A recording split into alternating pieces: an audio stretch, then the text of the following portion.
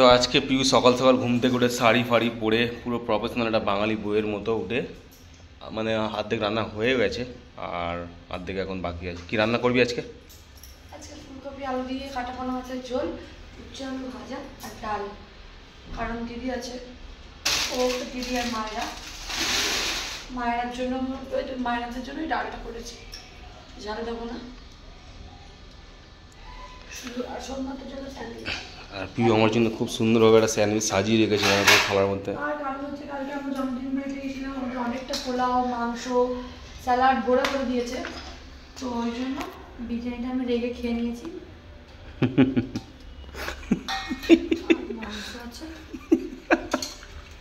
বলছে দেখো না কিভাবে বিরিয়ানি নাকি রেগে খেয়ে নিয়েছে। আর এই স্যালাড কেটে কেটে কেটে কেটে এই করেছি, যা বেকার টমেটোটা কাটলাম আমি। তো পিউ এখন এমনভাবে রান্না করছে, এখানে হু হু করে কী আওয়াজ হওয়া হচ্ছে, ছেলেটা ঘুমাতে পারছে না পিউ। এখন জানি এত ঝাঁক কেন হয়, খুব ঝাঁক হচ্ছে। আমি বলবো এই জানলাটাকে এদিকে করে দে, আর এটাকে এদিক দিয়ে বেরিয়ে যাবে। এমনি হাওয়াটা উল্টো দিকেই যাচ্ছে, হাওয়াটা বাইরে দিয়ে, আর বাইরে খুব সুন্দর হাওয়া দিচ্ছে। বাইরে পুচকু কেসেই যাচ্ছে ওদিকে খক খক করে করে। কে পুচকু? তাকানো বলে ডাকবো, আমি তাকান কিছু করছি।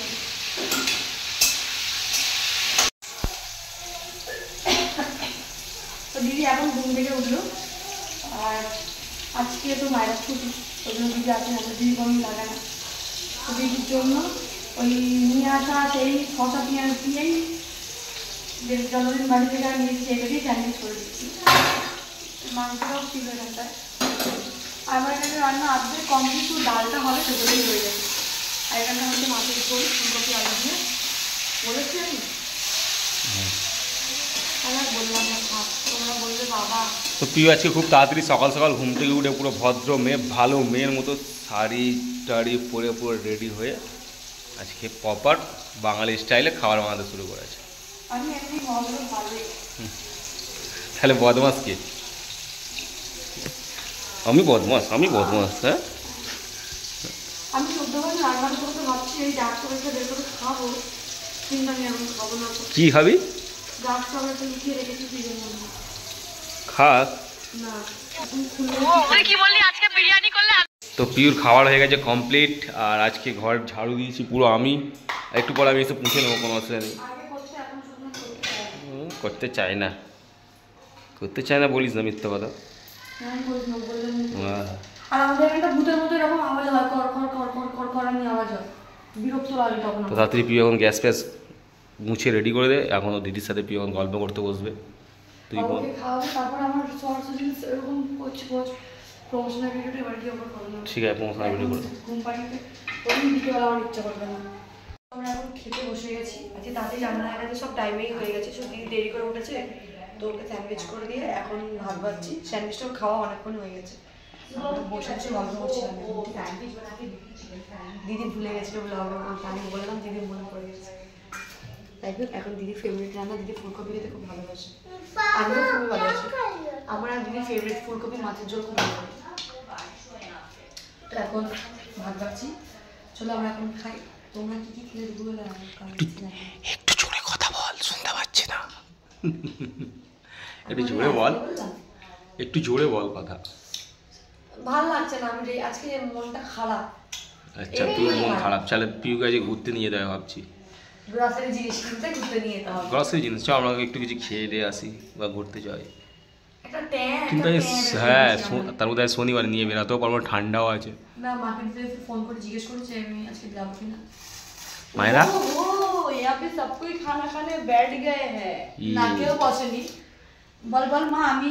তো এখন আমাদের কি হয়েছে জানি না, এদিকে তো পিউ এখন ঠিক মতো না, ঠিক ডেলি ব্লগ ছাড়ছে না, কিছু কি করতে চাইছে বুঝতে পারছি না। কি খুঁজছিস কি এখন তুই?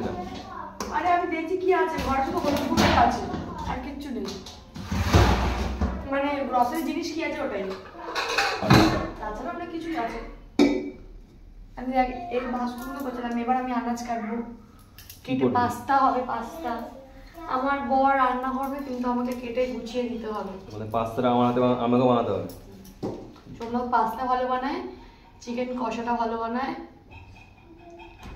আর কি পারিস?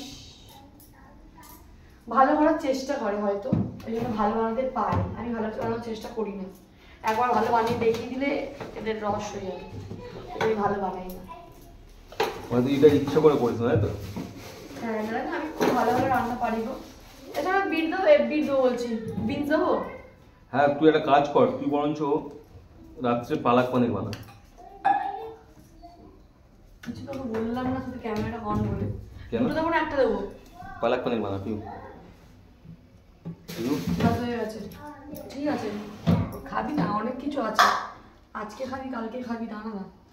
চিন্তা করছিস কেন? খাওয়া নিয়ে বড় কথা না, বিষয়টা খাওয়া নিয়ে না। রসুনগুলো ছাড়িয়ে দিতে হবে। গাইস এই মেয়েটা এমন মেয়ে আমাকে ঠকাচ্ছে, মাসে কাঁড়ি কাঁড়ি টাকা নিচ্ছে, বলছে আমাকে ঘর চালাতে হবে।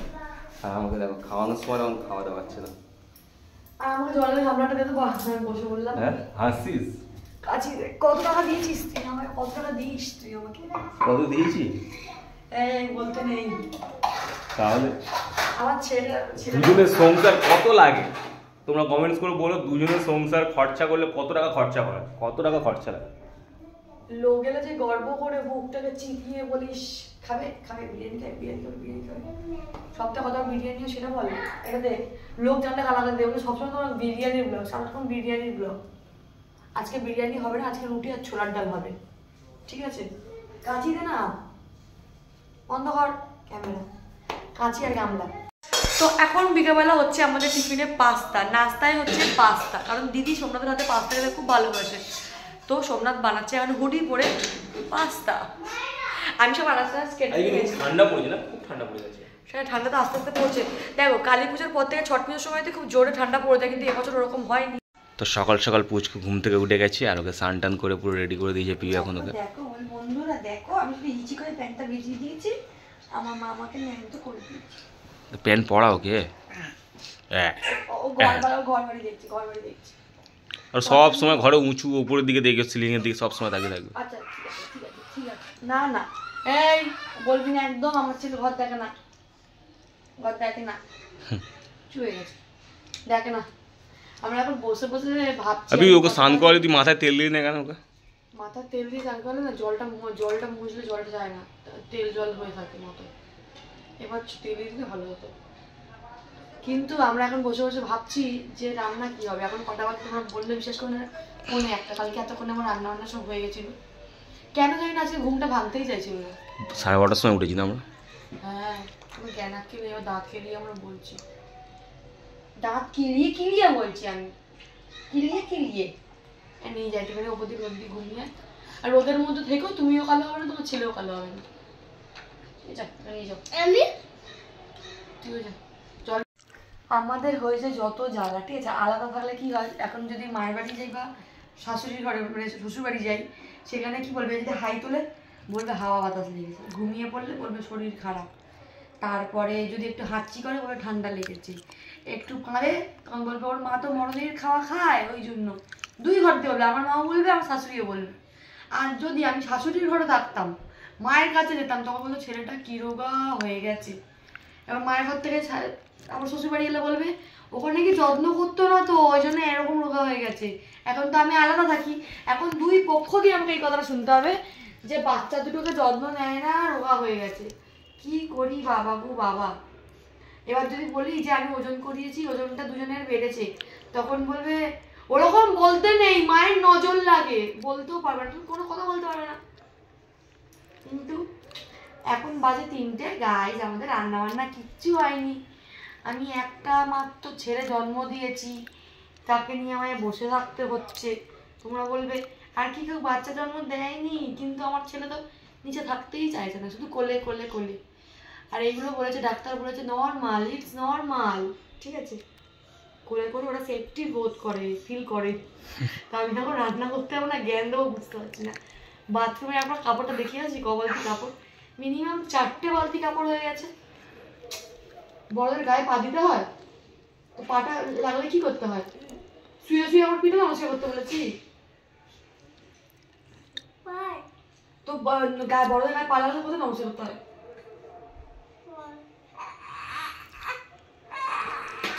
তখন যদি ভিডিও করছি তো পেছন দিয়ে পা দিয়ে ঠেলেই যাচ্ছে, আমাকে ঠেলেই যাচ্ছে, ওকে বারণ করছি। ঘুম থেকে উঠে আমরা দুজনে প্ল্যান করলাম যে আজকে ডাল, মাছের মাথা দিয়ে ডাল করবো, আলু ভাজা করবো, আর করবো নিয়েরা মাছের ঝাল। তারপরে হয়ে গেল, একটু দেখছি টাইমটা ওভার হয়ে যাচ্ছে, তারপরে বললাম না ঠিক আছে মাছের ঝোল, পার্সে মাছের ঝোল করে দিচ্ছি, ভাত। আবার দেখছি আবার টাইম ওভার হয়ে যাচ্ছে, এখন আমি ওকে বলছি তুই ডিম ভাজা আর ডালটা করে দিই, আর একটু টাইম হয়ে যাবে ব্লগ করতে করতে, আমি কি বলছি ফ্যানে ভাতটাই করে দিচ্ছি। আর যদি বেশি টাইম হয়ে যায় তো চ বাইরে, তো গ্রসারি জিনিস আনতে বাইরে বাবা গো বাবা, দুটো বাচ্চা নেওয়ার আমি বহুত বড় ভুল করেছি, আমার ডিসিশনটা নেওয়া ঠিক হয়নি, আই এম রং। তার মধ্যে আমার অর্ধেক আলু পচা বেরিয়েছে কাটতে কাটতে, মাছের ঝোলটাই করে নিই। বরফ তো গলছেই না, ডিপ ফ্রিজে মাছ রেখেছি, বরফ তো গলছেই না, কি হয়েছে ভগবান জানে। আরে দেখো দেখো, এই ছেলের আর কোনো প্রবলেম নেই তো, কোলে দিলে দাঁড়া, এই যে কি দেখছিস তুই ফোনের মধ্যে, হ্যাঁ। তো আমরা রেডি এখন বেরিয়ে পড়েছি আর যাবো এখন গ্রসারির জিনিস কিনতে। আর এদিকে বাবু ঘুমাচ্ছে, কারণ বাবু বেরালেই বাইরে বেরালেই ঘুমাবে। আর এদিকে একে দেখো রাস্তায় বেরিয়ে এখন শর্টস ভাঙাতেই থাকে। হ্যাঁ আমি না এমন না, আমি 4 চাকা চড়তে বেশি ভালোবাসি না, আমাকে স্কুটি বাইকে না, বাইকও না, স্কুটিতে নিয়ে চলে আমি অনেকটা ঘুরবো। আর যদি 4 চাকা চড়তেই হয় তাহলে আমাকে অনেক দূরে ঘুরতে নিয়ে যেতে হবে। এই এখান থেকে ওইটুখানি 4 চাকায় ভালো লাগে না। যেরকম বিহারে যাবো আমার খুব মজা হচ্ছে, অনেকটা দূর হচ্ছে, কিন্তু বমি করে খুব উল্টি করে। আমার গাড়ি এতে ও মাম্মা কোথাও ঠিক আছে, আমার মতো অভ্যেস নেই, একটু অভ্যেস করিয়ে দিয়েছি ঘুরিয়ে ঘুরিয়ে। সবাই বলবে যে ও বাচ্চাকে কেন ঘোরাচ্ছে, ওকে আমি অভ্যেস করাচ্ছি, কারণ আমি আর আমার মেয়ে পারি না, একটু জার্নি করতে পারি না, খুব বমি হয়। তো চলো কোথাও কি কিনবো এসে তোমাদের সঙ্গে শেয়ার করবো, তাড়াতাড়ি টাটা।